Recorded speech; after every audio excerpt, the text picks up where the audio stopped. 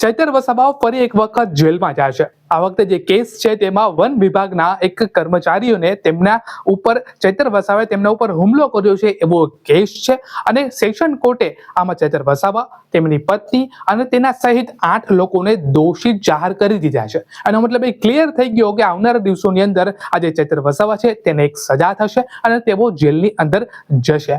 હવે જોવાનું રહ્યું કે ચૈતર વસાવા આના જવાબમાં શું કહે છે। શું આ વખતે આ ચૈતર વસાવા આમ આદમી પાર્ટીમાં છે? આમ આદમી પાર્ટીમાં ગોપાલ ઇટાલિયા એક વકીલ તરીકે તે આમ આદમી પાર્ટીમાં સક્રિય છે। તો શું આ વખતે રાજુ કરપડાએ શું કીધું હતું કે ભાઈ મારી વખતે ગોપાલ ઇટાલિયાએ મદદ નથી કરી, તો હવે ચૈતર વસાવા જેલમાં જાય છે, તો શું આ વખતે પણ આજે ગોપાલ ઇટાલિયા છે તે શું આ વખતે આમને મદદ કરશે કે નહીં કરે?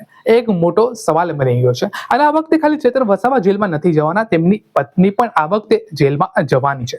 તો હવે મને લાગે છે સાંજ સુધીમાં જે પણ આમ આદમી પાર્ટીના મોટા જે નેતાઓ છે તેના નિવેદન આવવા જોઈએ। જો નિવેદન ના આવે તો મતલબ એવો થાય કે ક્યાંક ને ક્યાંક આ જે મુદ્દો છે તે ઢીલો કરવામાં આવશે, કેમ કે આ વખતે દોષિત જાહેર કરી દેવામાં આવ્યા છે। આક્ષેપબાજી નથી કરવામાં આવતી, આરોપબાજી નથી કરવામાં આવતી, આ વખતે દોષિત જાહેર થયા છે। તો હવે જોવાનું રહેશે કે ગોપાલ ઇટાલિયા, યશોદાન ગઢવી અને જે પણ આમ આદમી પાર્ટીના લીડર છે તે હવે આ કેસમાં શું કરે છે તે જોવાનું રહ્યું।